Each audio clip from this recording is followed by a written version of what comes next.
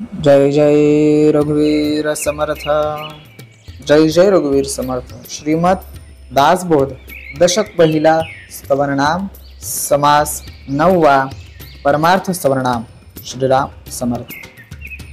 ज्या परमार्थामुळे श्री समर्थ धन्य झाले आणि अनेकांना धन्य केलं, म्हणजे संसारामध्ये भरकटलेले होते त्यांना त्यातून मुक्त केलं, अशा या परमार्थाला स्वतः श्री समर्थ या समासामध्ये वंदन करताय। त्या पलीकडे परमार्थ काय आहे, ब्रह्मज्ञान असेल, ब्रह्मज्ञान साधना असेल, त्या सर्वांसाठी एकच शब्द तो म्हणजे परमार्थ। परम म्हणजे सर्वात श्रेष्ठ आणि अर्थ म्हणजे ज्ञेय वस्तू। आणि अशा या परमार्थाचा स्वस्वरूपाचा अनुभव प्रत्येक ब्रह्मज्ञानी पुरुषाला, संतांना, ऋषी मुनींना आलेला आहे। आणि म्हणून समर्थांनी परमार्थ काय आहे, त्याची साधना का करावी, त्याचा आपल्या या सांसारिक जीवनामध्ये काय फायदा होतो, आपण ऐन तीराकडून पैल तीराकडे कसं जाऊ शकतो, या परमार्थाची महती समर्थांनी या परमार्थ स्तवनमध्ये सांगितलेले आहे। श्रीराम समर्थ। आता स्तवू हा परमार्थ जो साधकांचा निजस्वार्थ ना तरी समर्थांच्या मध्ये समर्थ योग हा। समर्थाने पहिल्याच ओळीमध्ये म्हटलेला आहे की आता स्तवू हा परमार्थ, म्हणजे या सगळ्या आपण 8 पर्यंत पाहिलं, सभास्तवन पर्यंत पाहिलं की समर्थांनी प्रत्येकाचं स्तवन केलेलं आहे। मग हे स्तवन करत असताना ज्याचा आपण उपयोग करतो त्याचं सुद्धा स्तवन केलं पाहिजे। म्हणून समर्थांनी सुरुवातीच्या सोयीमध्ये इथे सुद्धा सांगितलेलं आहे की आता आपण परमार्थाचं स्तवन करू का, की जो साधकांचा निजस्वार्थ, जे साधक आहेत, जे ब्रह्मज्ञानी आहेत, जे ऐल तीराकडून पैल तीराकडे गेलेला आहे, त्यांना हे करण्याकरता ज्याचं साधन आलं, उपयोगात आलं, त्या साधण्याचं आपण नक्कीच स्तवन करणं गरजेचं आहे, स्तवन केलं पाहिजे। म्हणजे हा एक प्रकारचा निजस्वार्थ आहे ना तरी समर्थांमध्ये समर्थ योग हा आहे, तरी परम सुगम परी जनासी झाला दुर्गम का जयाचे चुकले वर्म सत्समागम कडे। बघा समर्थांनी किती सहजतेनं म्हटलेलं आहे की जर तसं बघायला गेलं तर परमार्थ एवढा सोपा आहे, अगदी अगदी सहजतेनं, म्हणजे रस्त्यावर काटे जरी असले तरी तो फुलांसारखा आहे, एवढा सुगम आहे, सहज सुलभ। परी जनासी झाला दुर्गम, पण या जनतेला, आज सामान्य लोकांना तो एवढा कठीण झालेला आहे की चालता येत नाही, त्या वाटेवर जाता येत नाही, कुठेतरी वाट आमची भरकटली जाते। का जयाचे चुकले वर्म सत्समागमाकडे, म्हणजे सत्समागमाकडे जाण्याचा मार्ग काय आहे हे ह्याचं वर्म त्यांच्या लक्षातच येत नाही। म्हणजे सत्संग काय आहे हे अजूनपर्यंत आपल्याला कळत नाही। किती उदाहरणं संतांनी दिलेली आहेत, संतांनी लिहिलेल्या प्रत्येक ग्रंथांमध्ये सत्संगाचा महिमा आपल्याला सांगितलेला आहे। आणि त्या सत्संगाच्या महिमानुसार जर आपण जायला लागलो, त्याचं वर्म एकदा का कळलं, हा मोक्षाचा मार्ग हा काय लगेच आपण आलो आणि म्हणजे तूप खाल्लं आणि रूप आलं असा प्रकार नाही। त्याची महती अपार आहे, परंतु त्याला वेळ लागतो। ह्या सत्संगामध्ये मोक्षाचा मार्ग मिळण्याकरिता आपल्याला तग धरून राहावं लागतं। नाना साधनांचे उधार हा रोकडा ब्रह्म साक्षात्कार, वेदशास्त्री जे सार ते अनुभवास येईल। आता जे आपण साधनं पाहतो, नाना साधनांचे उधार, तर उधार का सांगितलंय, हा रोकडा ब्रह्म साक्षात्कार आहे ना। परंतु आता एखादी वस्तू आपण घ्यायला गेल्यानंतर आपण वस्तू विकत घेतोय, पैसे देतोय, वस्तू लगेच मिळते, इथेही तसंच आहे। परंतु समर्थ काय म्हणतात बघा, ब्रह्म साक्षात्कार हा रोकडा ब्रह्म साक्षात्कार आहे, परंतु या ठिकाणी आपल्याला पूर्ण त्याच काय म्हणतात, ज्याला आपण एकदा परीक्षा द्यायला लागलो त्या परीक्षेमध्ये आपल्याला पूर्ण पास व्हावं लागतं, मग आपला रिझल्ट मिळतो. आपण परीक्षा देतो आणि लगेच पेपर तर तपासायला लागतो ना, पेपर तपासणार बघा, ते शिक्षक पेपर तपासतात, त्याचे मार्क काढतात, काटछाट करतात, व्यवस्थित तपासणी करतात, मग ते रिझल्ट पूर्ण तयार करतात आणि मग आपल्या हातामध्ये रिझल्ट दिला जातो. जेव्हा परीक्षा चालू असते ना, ज्या वेळेमध्ये आपण पेपर लिहितो ना, त्याच वेळेमध्ये आपल्याला आपलं साक्षात्कार झालेला असतो, त्याचं उत्तर मिळालेलं असतं, त्याचा रिझल्ट मिळालेला असतो, परंतु आपल्या हातामध्ये येण्यासाठी वेळ लागतो, बरोबर की नाही. परीक्षा होते मार्च मध्ये, रिझल्ट मिळतो आपल्याला जून मध्ये, जातो की नाही वेळ. तसंच या ठिकाणी सुद्धा आहे, परंतु उत्तर ज्या वेळेत आपण पेपर लिहिलेला आहे, आपण उत्तर लिहिलेलं आहे, आता चुकीचं लिहिलंय की बरोबर लिहिलंय तिथंच ठरलं गेलेलं आहे, म्हणजे रिझल्ट तिथेच ठरलेला आहे, परंतु हातामध्ये आपल्याला उशिरा मिळतो. तसंच समर्थ इथे म्हणतात की नाना साधनांचे उदार हा रोकडा ब्रह्म साक्षात्कार. म्हणजे वेळ जरी असला तरी त्याचा साक्षात्कार हा रोकडा आहे. वेदशास्त्री जे सार ते अनुभवास आहे तरी चौकडे, परी अणुमात्र दृष्टी न पडे, उदास परी एकीकडे पाहता दिसेल. आता समर्थ म्हणतायत की परमार्थ काय आहे बघा, म्हणजे आता मागील ओवीत जे सांगितलं समर्थाने की हा ब्रह्म साक्षात्कार आहे, रोकडा आहे आणि वेदशास्त्र. आता वेदांमध्ये जे सांगितलेले आहेत 4 वेद आपण पाहिलेले आहेत, ऋग्वेद, यजुर्वेद, सामवेद, अथर्ववेद. या 4ही वेदांमध्ये आपण बघितलं आहे, त्रि उपनिषद पाहिले, म्हणजे ज्ञानच ब्रह्मरूप आहे. यजुर्वेदामध्ये पाहिलं आपण आम ब्रह्मास्मी, म्हणजे मी ब्रह्मच आहे, ब्रह्मधारण्य उपनिषद आपण पाहिलं. त्यानंतर सामवेदामध्ये पाहिलं छांदोग्य म्हणजे तत्वमसी, म्हणजे तू हे ब्रह्मच आहे. आणि अथर्ववेदामध्ये मांडुक्य उपनिषद पाहिलं आपण, अयम आत्मा ब्रह्म, म्हणजे हा आत्माच ब्रह्मरूप आहे. म्हणजे इथे सगळे त्याचा अनुभव आहेच. म्हणजे जर आपण हे 4 वेद जर पाहिले, या शास्त्रामध्ये सर्व सांगितलेलं आहे, म्हणजे सर्व ठिकाणी परब्रह्म उरून पुरलेला. आणि सर्व पुढच्या ओळीमध्ये समर्थ म्हणतात की आहे तरी चौकडे, परी अनुमात्र दृष्टीस न पडे. दिसतो का? आता इथे आपण जर समोर बसलेलो आहोत, आपल्या दुसरीला काय भासतं का? काहीच नाही. परी मानू मात्र दृष्टी न पडे, उदास करी एकीकडे पाहता दिसेना. तर इथं उदास म्हणजे समर्थांनी काय म्हटलंय की सुख दुःख समत्कृत्व, म्हणजे तुम्हाला सुख पण तेवढंच आहे आणि दुःख पण तेवढंच आहे. इथे उदास म्हणजे आपण जसं उदास बसतो तिथे त्याचा तसा अर्थ समर्थाने लावलेला नाही. आपण समत्व दृष्टी ठेवली पाहिजे. जर जसं सुख आहे तसंच दुःखही आहे. मी जर का सतत म्हणेन मला सुखच पाहिजे, नाही. संतांनी दुःख मागून घेतलं, कारण दुःखातच आपल्याला भगवंताची, त्या परब्रह्माची आठवण होते. सुखामध्ये कोणाला आठवण झालेली आजपर्यंत दाखवा ना, नाही. सुखामध्ये आपल्याला कधीच भगवत प्राप्ती होत नाही किंवा भगवंताची आठवणी होत नाही, नामस्मरण होत नाही, स्तवन होत नाही. म्हणून प्रत्येक संतांनी दुःखच मागितलं.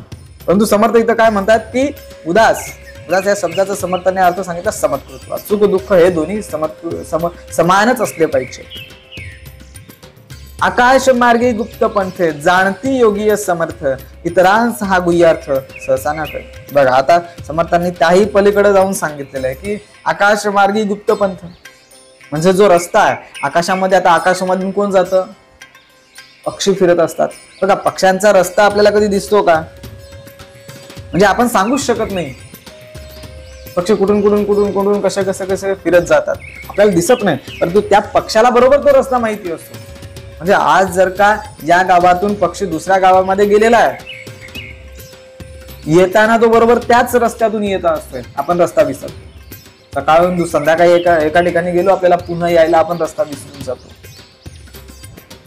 तसं आकाश मार्गी गुप्त पंथ जाणती योगीय समर्थ. आता हा परमार्थातला रस्ता जर बघायला गेला तर तो एवढा सहज, म्हणजे सर्वसामान्य लोकांना हा गुप्तच असेल.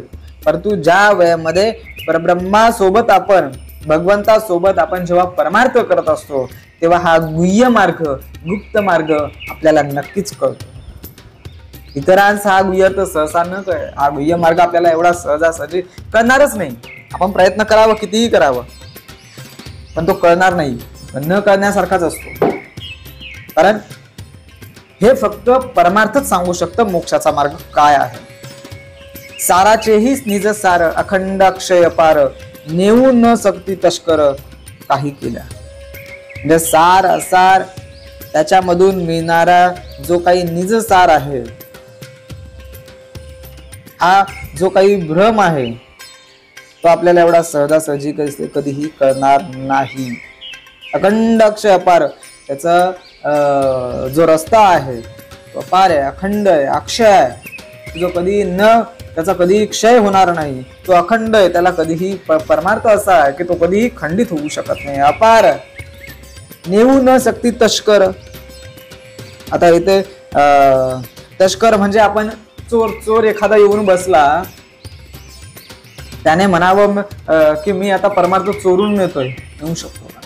कधीही तस्कर सुद्धा परमार्थ चोरून नेऊ शकत नाही. संत तुकाराम महाराजांच्या सोबत चोर चोरी करण्यासाठी गेला, अखंड धारणा केली. म्हणजे संतांची संत संगतीचा महिमा जे आपण मगाशी पाहिलं, म्हणजे चोर सुद्धा परमार्थ चोरू शकला नाही, तर संतांच्या संगतीमध्ये आल्यानंतर संतची होय. तयास नाही राजभय अथवा नाही अग्निभय अथवा स्वापद भय बोलोच नाही. म्हणजे आता समर्थांनी त्याच्याही पलीकडे जाऊन सांगितलेलं आहे की परब्रह्माला कसल्याही प्रकारचं भय नाही, अथवा नाही अग्निभय अथवा स्वापद भय. म्हणजे कशाचंही भय राहिलेलं नाही, ना श्वापदाचं भय राहिलं ना अग्नीचं भय राहिलं. म्हणजे किती अग्नी जरी आला, जळून जरी गेला तरी त्याला त्याचं सुद्धा भय वाटत नाही. परब्रह्म ते हलवे ना अथवा ठावची चुके ना काळांतरी चले ना जेथीचा तेथे. म्हणजे आता हा जो परब्रह्म आहे, जो परमार्थासाठी आहे की नाही, ज्याने हा संपूर्ण परमार्थ उभा केलेला असा हा परमात्मा परब्रह्म, तो काही हलवता येऊ शकत नाही, त्याला चोरून नेऊ शकत नाही ना. त्याचा आता तो सर्वत्र आहे, त्याच्यामुळे तो कुठं नाही असं आपण सांगू शकत नाही. बरोबर की नाही? जसं त्या भक्त प्रल्हादाला विचारलं कुठे आहे तुझा देव, खांबात दाखवलं, दर्शन द्यावं लागलं. म्हणजे देव कुठे आहे, तो सर्वत्र भरून उरून पुरलेला आहे. आता काही जणांनी आम्हाला काही वेळेमध्ये प्रश्न केलेले आहेत की देव इथेच आहे. जिथे देव आहे तिथे कली सुद्धा आहे. म्हणजे कली इथे आहे किंवा देव इथे आहे किंवा इथे नाही असं आपण सांगू शकत नाही. ते प्रत्येक ठिकाणी आहे, कारण तो सर्वत्र वरून पडलेला आहे. त्याच्यामुळे तो कुठे नाही हे सुद्धा सांगता येत नाही. ऐसे ते निज ठेवणे कदापि पालटो नेणे अथवा नवे आदी कुणे भोवता कळे. काय म्हणतात समर्थ बघा, की असं जर परब्रह्म म्हणजे निज स्वरूप आहे, त्यात कुठल्याही प्रकारचा बदल घडू शकत नाही. आपण बदलण्याचा प्रयत्न जरी केला तरी त्याच्यामध्ये आपल्याला बदल करता येत नाही, किंवा त्याच्यामध्ये कमी अथवा नवे अधिक उणे म्हणजे त्याच्यात कमी जास्त पण करू शकत नाही आपण. परब्रह्माला कमी जास्त करण्यासाठी आपण जाऊ सुद्धा नाही आणि ते आपल्याला करता सुद्धा येणार नाही. अथवा ते घसवटण्या अथवा अदृश्य होईना ना तरी पाहता दिसेना गुरु अंजने विना. बघा, त्याला आपण घासायला जरी प्रयत्न केला ना, घासून जरी आपण त्याला झिजवण्याचा प्रयत्न केला तरी ते झिजणार नाही. अथवा अदृश्य होईना, ते अदृश्य पण होणार नाही. ना तरी पाहता दिसेना गुरु अंजने विना. गुरु अंजन म्हणजे जोपर्यंत गुरुची आज्ञा होत नाही, गुरुचा उपदेश होत नाही, गुरुची कृपा होत नाही, तोपर्यंत म्हणजे सद्गुरु कृपे विना व्यर्थ काहीच नाही. म्हणजे जोपर्यंत गुरु अंजनी विना, सद्गुरु कृपा जोपर्यंत होत नाही, गुरुची कृपा जोपर्यंत आपल्यावर होत नाही, तोपर्यंत आपल्याला परब्रह्माला पाहण्याचा मार्ग सुद्धा होत नाही किंवा परब्रह्माला पाहता सुद्धा येत नाही. मागा योगी समर्थ त्यांचाही निज स्वार्थ यासी बोली जे परमार्थ परमगीय म्हणून. बघा, आता समर्थांनी त्याच्या पलीकडे जाऊन सांगितलं की जे पूर्वी जे सर्व सामर्थ्य संपन्न झालेले आहेत, जे योगीजन होऊन गेलेले आहेत, साधू संत होऊन गेलेले आहेत, त्यांनी आपला निजस्वार्थ म्हणून कोणाला पहिली पसंती दिली तर ते परमार्थालाच. त्यांनी सुद्धा परमार्थच केलं, त्यांनी सुद्धा स्तवनच केलं, त्यांनी सुद्धा भगवंताचं स्तुतीच केली, त्यांनी सुद्धा भगवंताचंच गायन केलं. यासी बोली ज्याने, म्हणून त्याला आपल्याला परमार्थ म्हणायचं आहे का तर त्याच्यामधूनच आपल्याला परमगुह्य असा गूढ अर्थ आपल्याला त्याच्यामधून प्राप्त झालेला आहे की ऐल तीराकडून पैल तीराकडे जाण्याचा जर मार्ग कोणता असेल तर तो म्हणजे परमार्थ. जेही शोधून पाहिला त्यांचे अर्थ सापडला, येरा असून अलभ्य झाला जन्मोजन्मी. बघा, ज्यांनी ज्यांनी शोध घेतला त्यांना त्याचा अर्थ सापडला, त्यांना त्याची महती कळली. येरा असून अलभ्य झाला म्हणजे आपण एक नेहमी उदाहरण आपण पाहत असतो की वाल्याचा वाल्मिकी झाला. का झाला? त्याने शोधलं, त्याला बोलता येत नव्हतं, त्याला नामस्मरण करायला सांगितलं, जा बाबा तू भगवंताचं नामस्मरण कर. त्याला भगवंताचं कधी नाव त्याने मुखामध्ये घेतलं नव्हतं. कशी कर्म होती? दुष्कृत्यच होती, चुकीचीच कर्म होती.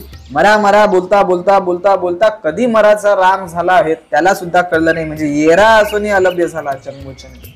आजही घडण्याच्या आधी रामायण दिलं गेलं. आपण सांगतो, आजही सांगतो, आपण अभिमानाने सांगतो.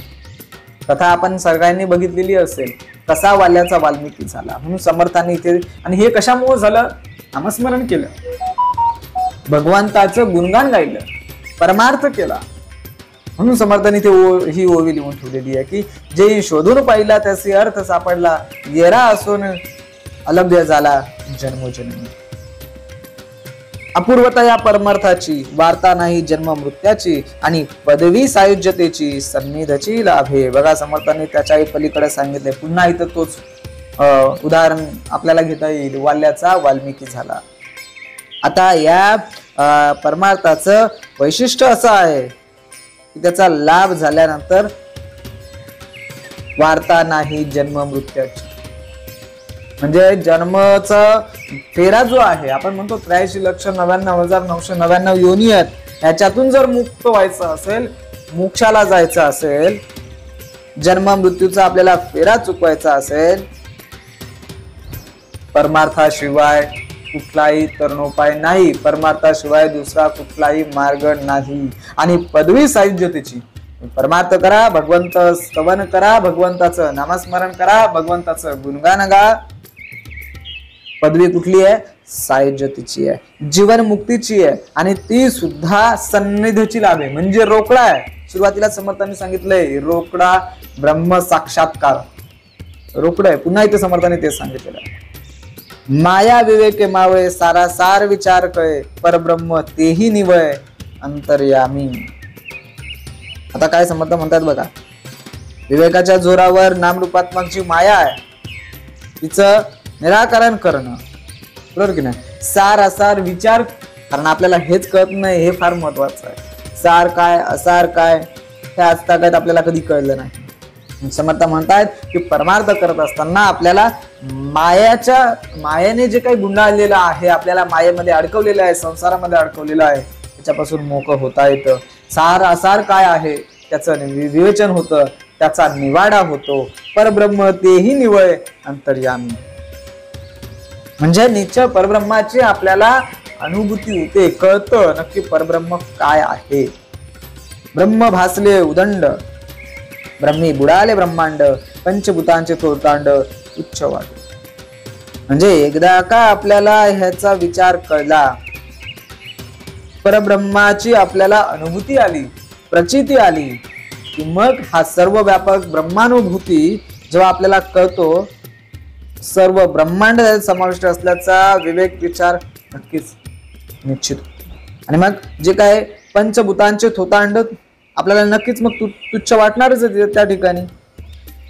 काहीच वाटणार नाही की अरे हे पंचभूत म्हणजे या परब्रह्माच्या पलीकडे नाहीच, कारण या पंचभूतांना चालवण्याचा अधिकार त्या परब्रह्माकडेच आहे. आणि त्या परब्रह्माचंच आपण स्तवन करतो. त्याच्याही पुढे पलीकडे जाऊन सांगितलं समर्थांनी, प्रपंच वाटे लटिका, माया वाटे लापनिका, शुद्ध आत्मा विवेका अंतरी झाला. आणि मग जो काही सारा प्रपंच आहे माईक असल्याचं आपल्याला समजतं. आपल्याला लगेच जेव्हा परब्रह्माचं एवढं अंतःकरणपूर्वक आपण जेव्हा अभ्यास करतो, स्तवन करतो, त्यामुळे आपल्याला नक्कीच प्रपंच हा एकदम लटिकासारखा वाटतो. माया म्हणजे एकदम लापनिकच आहे, म्हणजे फसवी आहे. लापनिक म्हणजे समर्थ इथे म्हणतात की फसवी आहे. माया आपल्याला कुठे फसवील काय करायला लावेल आपण नेहमी रोजची उदाहरणं पाहतो आणि मग माया संगे पुन्हा जन्म घ्यावा लागतो. शुद्ध आत्मा विवेकांतरी झाला. हे कधी जेव्हा आपण शुद्ध अंतरात्म्याची ओळख घेऊ, भगवंत काय आहे हे कळेल, त्यावेळेस ह्या सगळ्या गोष्टी आपल्याला.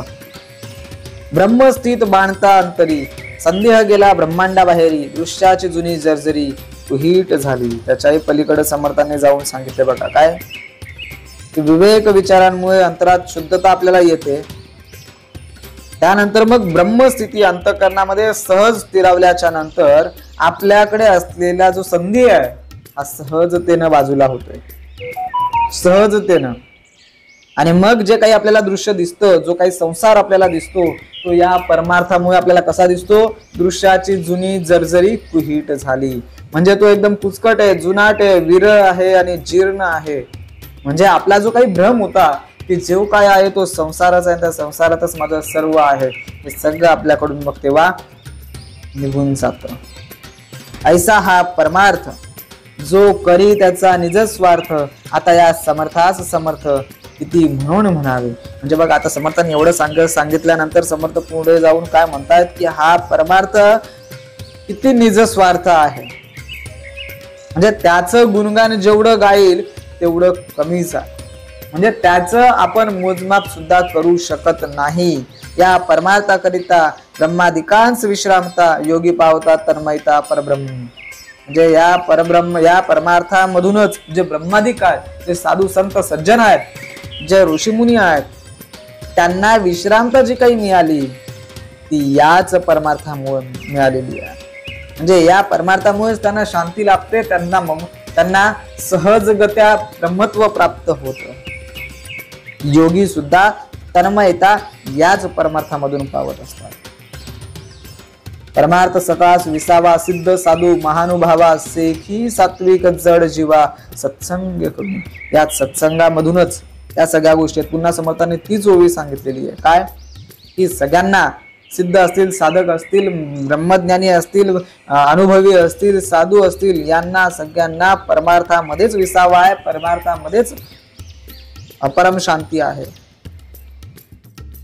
म्हणून समर्थ त्याच्या पलीकडे जाऊन म्हणतात की परमार्थ जन्माचे सार्थक, परमार्थ संसारी तारक, परमार्थ दाखवी परलोक धर्मिकास. बघा किती समर्थाने परमार्थाचं महत्व सांगितलेलं आहे की जन्माचं सार्थक. मी मनुष्य देह म्हणून जर जन्माला आलेलो असेल या 84 लक्ष योनीमधून, तर या जन्मातून, या मनुष्य देहातून मुक्त व्हायचं असेल, जन्म मरणाचा फेरा चुकवायचा असेल, मोक्ष प्राप्त जर करायचे असेल, तर परमार्थ करणं गरजेचं आहे.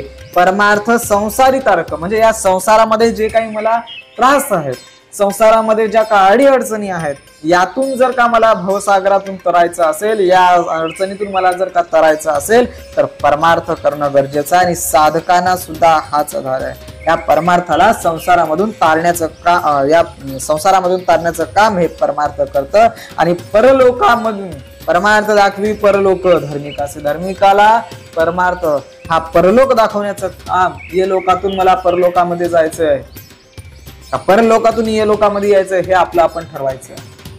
मला संसारामध्ये गुंतून राहायचंय की मला परमार्थामध्ये गुंतून राहायचंय, हे आपलं आपण ठरवणं गरजेचं आहे. समर्थांनी यामध्ये सांगितलेलं आहे.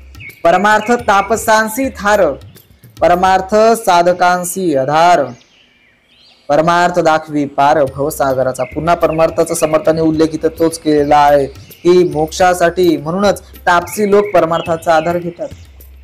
जे तापस वृत्तीचे जे लोक आहेत ते सुद्धा मोक्ष मिळवण्यासाठी परमार्थाचा आधार घेत असतात. परमार्थ साधकांचे आधार, म्हणजे साधकांना सुद्धा आपल्याला परमार्थाचाच आधार घ्यावा लागतो. परमार्थ दाखवी पार भवसागराचा, म्हणजे भवसागर तळून जाण्याचं एकमेव साधन काय असेल तर तो म्हणजे परमार्थ. या संसारामधून आपल्याला पहिल्या तीराकडे जायचं आहे. एकमेव साधन म्हणजे काय असेल तर ते म्हणजे परमार्थ. परमार्थ तो राज्यधारी. आता परमार्थ केल्यानं काय होतं, काय मिळतं, समर्थाने तेही सांगितलेलं आहे. परमार्थ तो राज्यधारी, परमार्थ नाही तो भिकारी, या परमार्थाची सरी कोणास द्यावी. स्पष्ट समर्थाने लिहून दिलेलं आहे की ज्याने ज्याने परमार्थ केलेला आहे जो कोणी परमार्थ असतो, जीवनमुक्त असतो, तोच खरा राज्यधारी आहे, तोच खरा सत्ताधारी आहे, तोच खरा समाधानी आहे. अन्यथा दिले समर्थाने लिहून, परमार्थ नाही तो भिकारी, या परमार्थाची सरी कुणास द्यावी. म्हणजे परमार्थाचा मार्ग सापडला नाही तो खरोखर भिकारीच आहे, आणि या परमार्थाची सरी दुसरा कोणासही कशासही देता येत नाही, हेच खरं आहे. अनंत जन्मीचे पुण्य जोडे तरीच परमार्थकडे मुख्य परमात्मा आतुडे अनुभवासी. आता समर्थाने त्याच्या पलीकडे सांगितले, मग आता हा परमार्थ कसा मिळतो? अनंत जन्मीचे पुण्य जोडे. जर अनंत जन्म आपण पुण्य करत आलो असेल तर आपल्याला हा परमार्थ भेटतो, आणि मग या सगळ्यातूनच आपल्याला त्या अंतरात्म्याची ओळख होते, परमात्म्याच्या आपण जवळ जातो, अन्यथा शक्य नाही. मुख्य परमात्मा म्हणजेच मी ब्रह्मा आहे. आतुडे म्हणजे मला जेव्हा परमार्थ करतो त्या वेळेत आपल्याला त्याची अनुभव प्रचिती येते की नाही, स्वयाची होय ब्रह्म. जेने परमार्थ ओळखीला त्याने जन्म सार्थक केला, येर तो पापी जन्मला कुलक्षयाकारी.